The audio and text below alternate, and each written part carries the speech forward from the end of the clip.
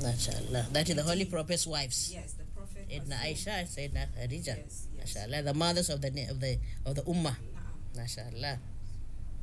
MashaAllah. Alhamdulillah. So in that case, woman has no excuse. Because the society you are in, there are so many misconceptions, we quite agree. But women have to come out and start to address all those things. Because you're looking at the religious aspect, Islamic teachers, yes, Islamic verses that says a woman must be educated. Then we can address all problems concerning women. There's no barrier of women to be educated. And even if we have barriers such as the socio-economic barriers where there are no funds to continue education. Continue the education. We have a lot of programs coming up. We have the NGOs. We have some scholarships. We have mentorship programs and financial aids, both nationally and internationally, that can support and is supporting these women that cannot further their education. Okay, so the community are doing their best. All this NGO community, all this community, they are trying their best to see that they contribute to women education. And also to disabuse all those negative stereotypes, comments about women and the rest. I think the NGOs are trying very well in that aspect. They are taking the women very, very serious, particularly women education. But I think there's another thing that we also need to look at, to address women as well as the men, or to address children as well as the female children as well as the boys' children. Because you find that whenever there's any problem in society, it's okay, the girl has been abused, the girl has been raped, the girl has been undergo so many violences, gender-based violences. But who perpetrates the violence against the women? Now it's the boys. So we have to really carry them along, educate the two of them, try to sensitize them on the importance of keeping in peace with each other. So when you train your child as a girl, you train her from home to give her all the ethics, all the good discipline, all the good training. And the boy is left around, is left behind. It's not carried along in any sensitization or education on the morals. You find that the girl is going to be married to the boy or to the man as he grows. So what will happen? You have terrible homes. The woman, you marry a distant girl to a undecent boy, and they go and marry together. What will happen?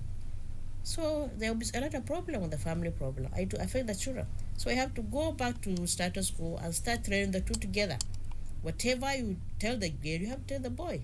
So that together they'll be trained and be disciplined and grow happily as a family and part of the nation. And I think that is the most important thing we have to look at. When we are training a girl, you have to carry the boy along so that most of them will just come up as a decent citizen. Now, what resources are available to support the education of women in Nigeria? Do you have some resources? Or is there anything that we need to do in order to help out in educated Muslim women? Yes, they are very, with this, the world is going, it's a global village, and with the technology, I think it has even made everything much easier. Much easier, mashallah. So there are quite a number of resources available, and some of these are we have the online platforms. Even if you don't want to, given all the excuse, it is right in front of you, so you can have access to this education. Mashallah. I think that is the latest technology. Yes, that we have, that we can leverage on to get access to education, and we have no excuse. You have no excuse. So in that case, how do you get those resources? How do you get this knowledge? How do you get this? You have to even learn on how to even operate your phone properly. Because there are so many things that is going into it today, isn't it, Ajia? Very well. I'm right. So if you don't know how to do those kind of things, how would you even get access to it? I was even coming to that. This education we're even talking about, it has a transformative powers. It's not just about reading and writing. Yes. Just restricted to the reading and writing and solving maths in the classroom. When we say education, it is total. Total education, yes. It translates into what we just said now, the online education. You also have to have some technical knowledge. So you just have to keep learning, and we are not just saying learning in the classroom, learning maths and English. So you become a total human being, and you'll be able to put all together and be a complete person. Yes. There's no no barriers. No barrier. You have to learn as long as that learning is positive. And there's some learning that are negative. There's something that when you go and watch or learn or do a lot of things, you deviate from the right way. We have to select the knowledge we are going to go into. Am I right? Very well. We have to select. And that comes on the, I think that will be, we need to touch on that a bit when we said the online education, because in as much as we also believe that the technology has brought a lot of ease for us, we also have to apply some caution in what we do. It brings a lot of negative thing again. Yes, we also have, in as much as we have the positives, we have the negative aspect. But it is left for you as a person to be intentional, to set your priorities right, and know this is why you're going for this online education, and this is how and what you're going to select amidst the large information you're going to be bombarded with on the online space. Okay. So, but when a child is growing now, how can a parent, a mother, for example, try to direct, or mother and father, let me put the two together, the mother and father, how can they channel their child or their children or their women or male and female to the positive learning now? Because the children are not sensible enough to fish out the good and the bad. I know the school, the community, the parents do their role in trying to mold the life of the children. Now, as parents, how do you direct, channel your child into the right education? Yes, I think I will still go back to, like I said earlier on, that you cannot give what you don't have. What you can't give what you don't have. You only give what you have. So it still goes back to the parent. Before you even parent, you have to check yourself. Are you properly educated? Do you have what it takes? Because you may want this child to be educated, but you cannot give that. You cannot just... You yourself have to be. Yes, you yourself have to be educated, or make efforts to get yourself educated, so you will be able to carry out your responsibility properly and pass it down to your children. And it's also about, you have to be, because sometimes you can even be educated and you find it very difficult to even guide or channel the right education. You just have to be intentional. What is it? What exactly do you want to channel to this child? And if we look at it as a form, as a parent, also the children have a right. They have their rights over us, and part of it is for them to be properly educated. And when we say educated, we're not just saying the four walls of the classroom. Total education. The child, and they learn by practice. They learn and they copy. Yes. Exactly. Yes. Role modeling is very important. Role model, exactly. And with the situation now, with the community or the current practices now in the society, there's so many ways a child can deviate. As parents, I think, Haja, we need to also try to observe, take our children constantly. We have to create time for our children. As parents, a working mother, for example, goes out by 7 o'clock with the children and comes back by 5 o'clock. She's so tired, maybe she just lied down. She doesn't care. What have the children done in the school? Who are his friends or her friends in the school? What has she done in the school, the child? You don't care. So I think parents, the mothers and fathers, are supposed to be so observant in their children's behaviors, their children's academic performance, their children's friends, their peer group, because they are the danger zone. The child can be well trained, but once he meets friends outside, you can be able to deviate him to negative way. So we have to really be observant of our children's behaviors. Sometimes you find that the children just, maybe a child watches a bad film in the night. I come and tell Mommy, I'm going to sleep, and just go and lie down, cover his blanket. I just open his phone and just watching terrible things. You don't know. So as a parent, you have to be very observant. And I would like to add at this point again that it is very important, in as much as we are very busy, we are working class parents. I think even if we are, then we need to create a system in our homes. We need to create a system that will check all those things. For instance, we talk about this media, the infiltration of bad media into the home. So we have to check all those things. What are our children watching? We need to create that, even though we are busy. We need to create routines, even if I'm not at home, from 7 to 6. Yes. I know that I have put certain structures at home in place that my children will follow. And when I come back, I also have a system of checking and seeing how the progress in your absence. Yes, in my absence. Mashallah. So putting structures is very important. That's very good. So you have to be very, very vigilant. Yes. You have to be very vigilant and be concerned of what they are doing. That's very, very important. I hope our mothers will just take note of that, and also the fathers as well. You have to watch your children very closely. You have to follow them and know everything they do, particularly. I need to advise them all the time. Don't leave them alone. And then sometimes we find that a child is just roaming around with a lot of problems in mind, but the parents are not there, or they don't have time for him.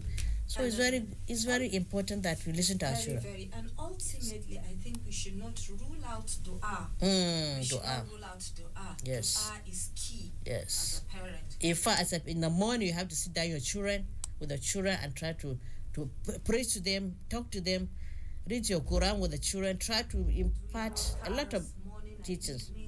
Yes, indeed. That's very good.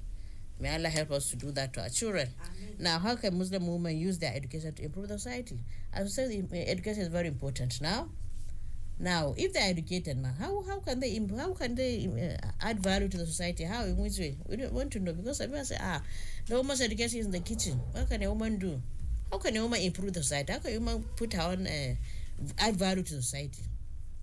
A woman has a lot, and she is going to add value first to her family. Economically, the woman is going to add value to the society. She's going to help in developing the economy of that society. Yes. And she's going to help improving in the health and well-being, in terms of the nutrition she gives her family, in terms of even advising her other women folk on what educating them, educating them the nutritional value and all that. She's also going to have impact in the society in helping to come up with social reforms that are at an advantage to the ummah. Mashallah.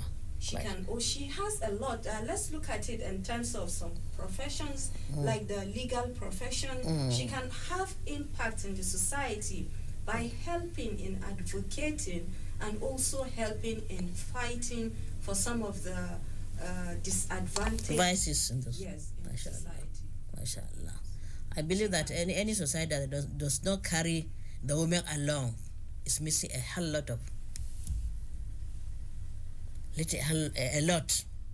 Any society that do not allow women to be part of the government, to be part of development of the country, it's just like you're cutting more than half of the population and putting aside, or half of the population putting aside, and you expect they have to do everything for everybody. It cannot be possible. The only society that develop faster and ideal is the society that carries the woman along. There are so many roles that a woman can play.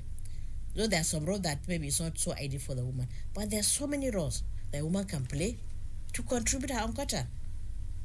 So many roles that you can play as an educator and an educated society. So many things she can do. She can, in addition, she can also she can have mentor. She can do a lot of mentorship. A lot of work, a lot of things. It's even beyond what we're even thinking. Exactly. What a woman can do yes. in society. I don't think there's any job that a woman cannot do except some few. So anything that a man can do, a woman can do. It's only some few things that do to their biological and whatever physical bodies that cannot. But there's so many things: doctor, nurses, engineer, and so many other things. Teacher, and so many things. So a woman, once that part is cut aside, then the economy of the country will suffer. The nation of that country will suffer indeed. So I think a woman has a lot to contribute to improve the society. And the mother, remember the society, the women are the mothers. They're the mother, they're bearers of the children right from the beginning. Because Rasulullah said, when somebody asked Rasulullah, who do I respect most? He said, your mother. He asked that 3 times. Then the first one, he said, your father. So the mother are very, very close to the children, more than even the father. So the training of the children, the mother, is so important. So when you look at the society, and the society is decaying, then go and check the mother. Something is missing there. Something is missing there. So we really have to be up and doing and try to carry women along. Now, what advice, Hajia, can you give to young Muslim women struggling to access education? Because the society we are in now, we are so many problems, so many issues in the society. We all know we are part and parcel of the problem in this country. We experience so many things as women. What advice do you give to our young generation, our young women, to access education? For young women struggling to access education, there are several steps they can take to overcome such challenges and pursue their educational goals. For instance, they can leverage on the community and religious support. They can seek support from family members and community leaders. Thus, they can talk to supportive family. In a family, you will definitely find someone that you can talk, and by the time you talk to the person can give you the support. And in case it fails, we have the imams, the community leaders are also part of what we can leverage on to access the education. We have the online and digital learning. You can also explore the free online courses, especially at the higher level. This is at the higher level, and even at the secondary level. We can leverage on these online platforms. We have platforms that offer free education. Like we have the Coursera, we have the Khan Academy. This goes down even to the primary level. You don't have to pay anything.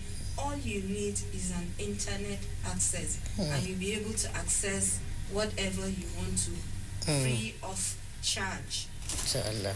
Yes. So that you're advising that at least they should try as much as possible to be conversant. Yes, with what is happening. with the current knowledge of ICT and the rest. Yes, and they can also have access. We still have scholarships. We still have scholarships. We still have NGOs. Some of them are really even looking for this, especially the girls. They're looking for them, and they to educate them. Yes, you educate them free of charge. Mashallah. So we can also leverage on that. But so you can only get this information when you talk to people. When you tell people what your problems are. I want to go back to school. I don't have the funds. My family is of a low income. I need this, and you will definitely find the help.